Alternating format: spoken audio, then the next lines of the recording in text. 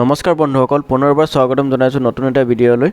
আজি এই ভিডিঅ'টোত মই আপোনালোকক দেখাব গৈ আছোঁ অৰুণোদয় আঁচনিৰ যোনটো ফৰ্ম হয় এইটো ফৰ্ম আপোনালোকে কেনেকৈ ফিলআপ কৰিব পাৰিব অতি সহজে। গতিকে মই ভিডিঅ'টো আৰম্ভ কৰোঁ। ভিডিঅ'টো আৰম্ভ কৰাৰ আগতে আপোনালোকক মই ফৰ্মখন কেনেকৈ অনলাইনৰ পৰা ডাউনলোড কৰিব পাৰি সেইটো ক'ব বিচাৰিছোঁ। যিকোনো ব্ৰাউজাৰত গৈ আপোনালোকে অৰুণোদয় PDF ফৰ্ম বুলি বা অৰুণোদয় ফৰ্ম PDF বুলি সাৰ্চ কৰিব। তাৰ পাছত যোনটো প্ৰথম অপচনটো আহে তাতে ক্লিক কৰিলে এখন ফৰ্ম আপোনালোকে দেখা পাই যাব। এখন ফৰ্ম আপোনালোকে প্ৰিন্ট আউট কৰি বা ডাউনলোড কৰি যেনেকৈ উলিয়াই ল'ব। তাৰ পাছৰ প্ৰচেছটো হৈছে আপোনালোকে ফৰ্মখন কেনেকৈ ফিলআপ কৰিব। গতিকে এতিয়া মই ফৰ্মখন ফিলআপ কৰি দেখুৱাম আপোনালোকক। এইখন হৈছে অৰুণোদয় ফৰ্ম। ইয়াতে চাওক প্ৰথম অপচনটো দিয়া আছে ডিষ্ট্ৰিক্ট। ইয়াতে আপোনালোকৰ যোনখন ডিষ্ট্ৰিক্ট হয় সেইখন ডিষ্ট্ৰিক্টৰ নাম লিখিব। অসমীয়া ইংলিছ দুটাতে আপোনালোকে লিখিব পাৰে। মই ইংলিছতে লিখি আছোঁ। আপোনালোকে যোনখন ডিষ্ট্ৰিক্ট আপোনালোকৰ নাম সেইটো ইয়াতে লিখি দিব। তাৰ পাছতে অপচন আহিব আপোনালোকৰ নগৰ আৰু গ্ৰাম্য, আৰবান আৰু ৰুৰেল। আপোনালোকৰ নগৰ হ'লে নগৰ যোনটো অপচন আছে তাত টিক কৰিব, বা যদি গাঁৱলীয়া হয় গাঁও হয় তেতিয়ালৈকে আপোনালোকে ৰুৰেলটোত ক্লিক কৰিব। মোৰ গাঁও হয় গতিকে মই ইয়াতে ৰুৰেল ক্লিক কৰিছোঁ। আৰু মই এখন যোনখন ফৰ্ম ফিলআপ কৰি আছোঁ মই জাষ্ট আপোনালোকক দেখাবৰ কাৰণে ফিলআপ কৰি আছোঁ। মই এখন জমা কৰিব বা তেনেকৈ কৰিবলৈ ফিলআপ কৰা, গতিকে আপোনালোকে হেণ্ডৰাইটিংবোৰ অলপ ইম্প্ৰুভমেণ্ট কৰি ভালকৈ ফিলআপ কৰিব।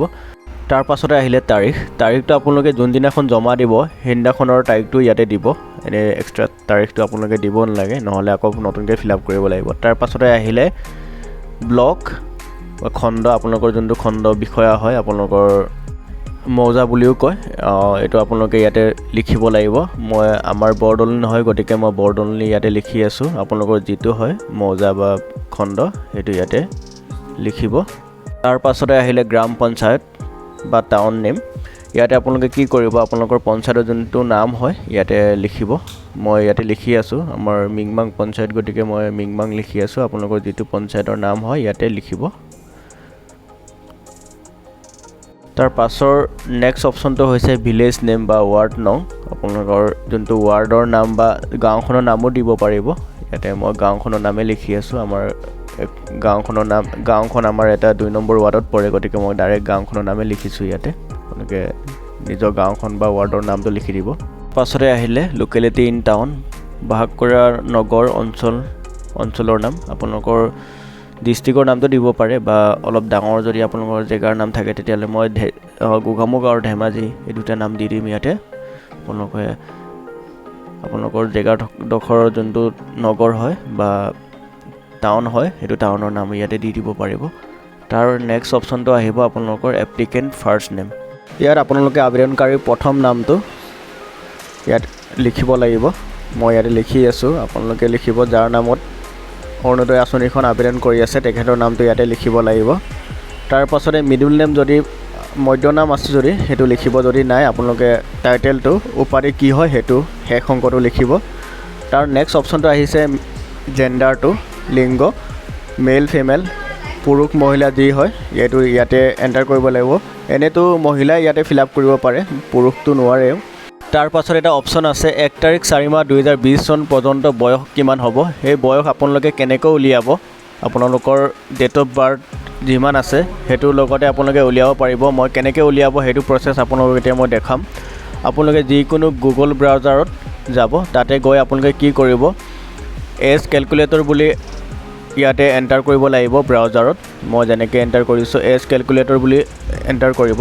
তাৰ পাছতে আপোনালোকে মোবাইল বা ডেস্কটপ লেপটপ যিকোনোতে আপোনালোকে কৰিব পাৰিব, মোবাইলতে কৰিব পাৰিব। এজ কেলকুলেটৰ যোনটো অপচন আছে প্ৰথমটো ওলাব, সেইটোতে ক্লিক কৰিব লাগিব। সেইটোত ক্লিক কৰাৰ পাছত তাত মই ক্লিক কৰিলোঁ। এতিয়া ক্লিক কৰাৰ পাছত এনেকৈ ইণ্টাৰফেচটো আহি যাব। ইয়াতে চাওক আপোনাৰ যোনটো ডেট অফ বাৰ্থ হয় ইয়াতে এণ্টাৰ কৰিব, ডেট, মান্থ আৰু ইয়েৰটো মই এণ্টাৰ কৰি আছোঁ।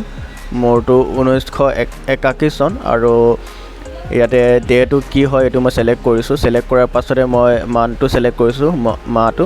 এতিয়া চাওক 2020 চন বুলি ইয়াতে এণ্টাৰ কৰিব লাগিব।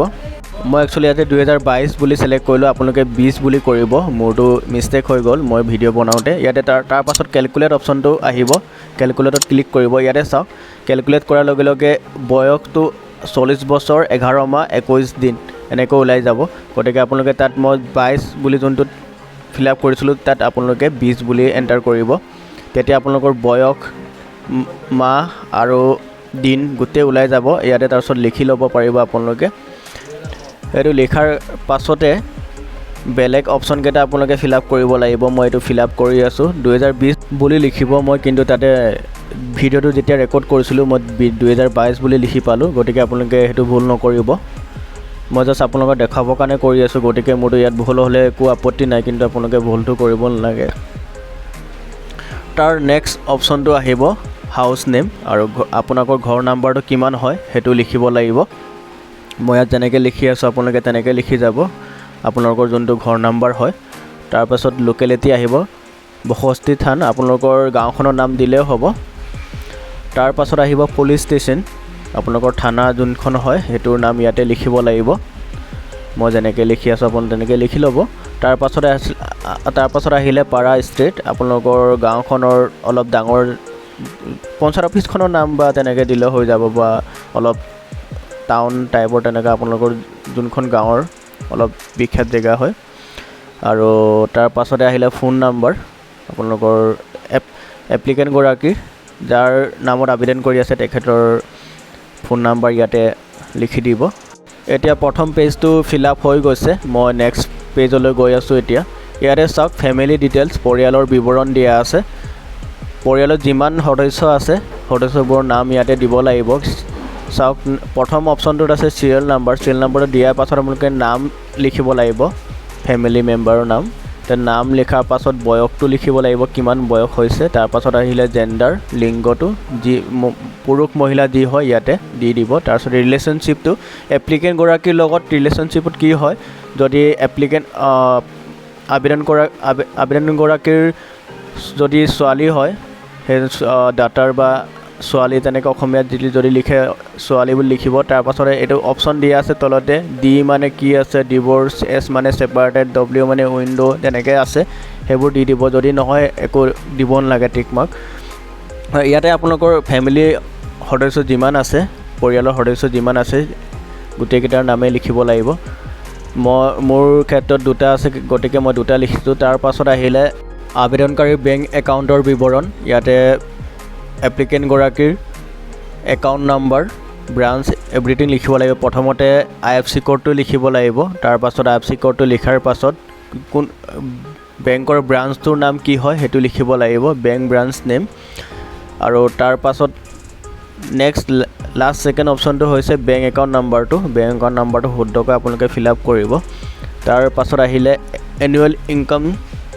আপোনালোকৰ বছৰি আয়টো কিমান হয় সেইটো লিখিব লাগিব তো লিখাৰ পাছত আপোনালোকে নেক্সট অপশ্যনত যাব নেক্সট অপশ্যনত ডকুমেণ্ট টু বি এটেচ সংযুক্ত কৰিবলগীয়া নথিপত্ৰ ইয়াতে আপোনালোকে কি ডকুমেণ্টছ দিব লাগিব ফিল আপ কৰাৰ পাছতে সেইবোৰ ইয়াত দিয়া আছে বেংক পাছবুকটো দিয়া আছেনে নাই সেইটো সুধিছে অবভিয়াছলি দিবই লাগিব আপোনালোকে ইয়েছে ক্লিক কৰিব লাগিব জেৰক্স কৰি আপোনালোকে দিব লাগিব ইয়াতে ইয়েছ ক্লিক কৰিলোঁ তাৰ পাছতে ছাপৰ্টিং ডকুমেণ্টছ এটেচ আপোনালোকৰ যি ডকুমেণ্টছ প্ৰয়োজনীয় আছে আধাৰ কাৰ্ডৰ পৰা ধৰি পান কাৰ্ড এভৰিথিং যি ডকুমেণ্টছ দিবলগীয়া আছে সেইকেইটা দিয়া আছেনে সুধিছে যদি দিয়া আছে ইয়েছ কৰিবলৈ আৰু দিবতো লাগিবই ইয়াতে ইয়েছে কৰিব লাগিব তাৰ পাছত নেক্সট অপশ্যনলৈ মই গৈ আছোঁ চাওক ইয়াতে দিয়া আছে উপৰোক্ত তথ্যসমূহ মোৰ জ্ঞাত সত্য আৰু মোৰ আবেদন যিকোনো কাৰণবশতঃ বাতিল কৰা হ'ব পাৰে বা মোৰ ওপৰত যিকোনো ব্যৱস্থা গ্ৰহণ কৰিব পাৰে এইটো ইয়াতে ডিক্লেৰেশ্যন দিব লাগিব 2 নম্বৰ ডিক্লেৰেশ্যনটো হৈছে মই অসম চৰকাৰক মোৰ দ্বাৰা প্ৰদান কৰা তথ্য প্ৰয়োজন অনুসাৰে শুধৰাবলৈ বা এই আঁচনিৰ সৈতে জড়িত চৰকাৰী কাৰ্যাৱলীৰ বাবে উপৰোক্ত তথ্যসমূহ ভাগ বতৰা কৰিবলৈ সন্মতি প্ৰদান কৰিছোঁ বুলি ইয়াতে স্বাক্ষৰ কৰিব লাগিব ছিগনেচাৰটো কৰিব লাগিব তাৰ পাছতে আহিলে এপ্লাইড অন কিমান তাৰিখে আপোনালোকে এপ্লিকেশ্যনটো কৰিছিলে সেইটো ডেটটো আপোনালোকে ইয়াতে লিখিব লাগিব তাৰ পাছতে আপোনালোকে